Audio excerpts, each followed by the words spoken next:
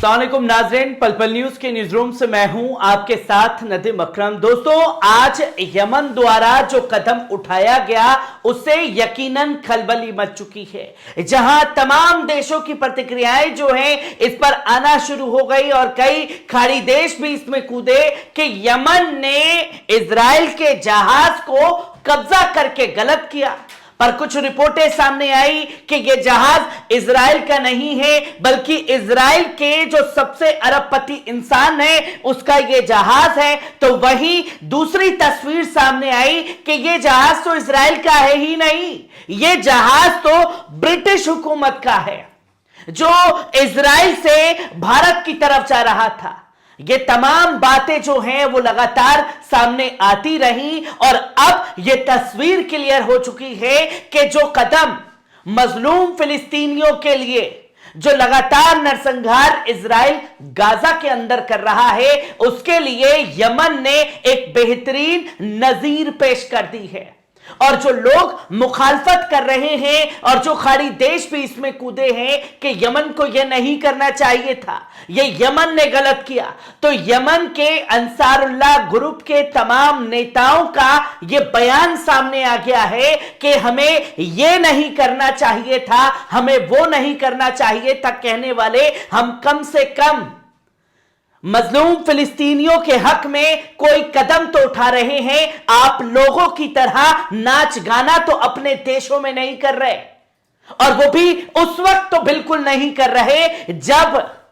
नरसंहार हो रहा है हमारे भाइयों का, हमारे बच्चों का कत्लेआम किया जा रहा है। और ऐसे वक्त में हमने ये बड़ा कदम उठाया है और दुनिया क्या कहती है हमें इसकी कोई परवाह नहीं। और हमें जो ज्ञान देने आए हैं वो पहले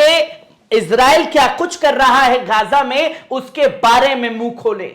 जिसके बाद तमाम प्रतिक्रियाएं जो हैं यमन से आना शुरू हुई हैं और कड़े शब्दों में खाड़ी देशों को भी फटकार लगाई है। और वेस्टर्न कंट्री जो लगातार यमन के बारे में अपना बयान देती हुई दिखाई दी, उनके लिए तमाम बयान जो हैं यमन के नेताओं के सामने आए हैं, जहां आप साफ तौर पर देख सकते हैं कि a leader in the Ansarullah movement told Al Arabi the goal of our operation is to stop aggression against Gaza.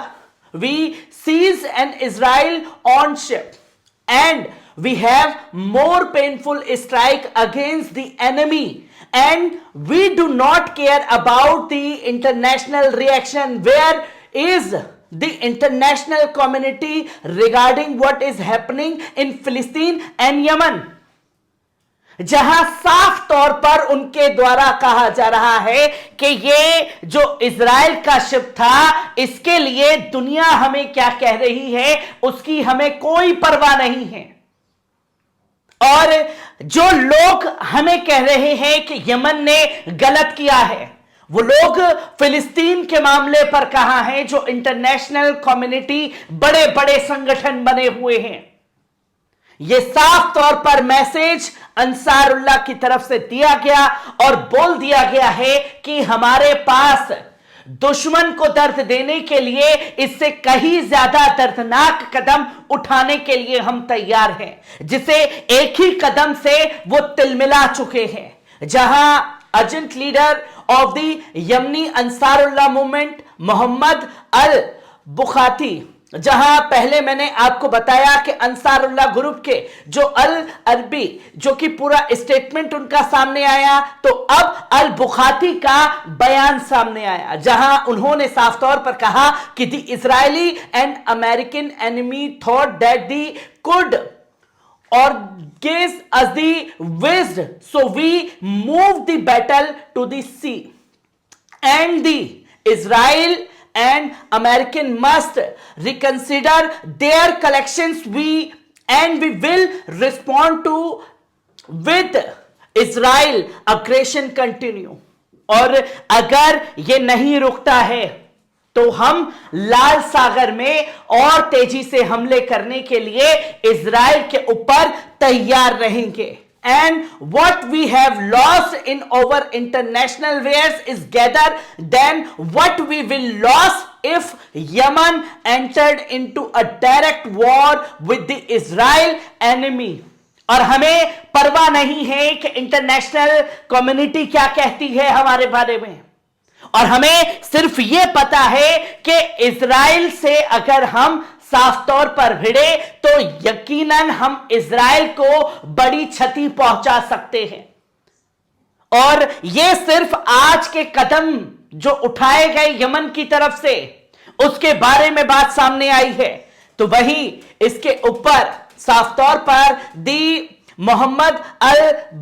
बेती जो हूती के नेता हैं उन्होंने भी अपना बयान दिया, जहां उन्होंने कहा कि दी permanent leader of the Ansarullah organizations Houthis Muhammad al-Bahti referring to the hijack to the ship in the Red Sea, जहां उन्होंने बताया कि लाल सागर में जो हमने इजरायली जहाज के ऊपर कब्जा किया है, we do not fear the enemy reaction but we fear punishment from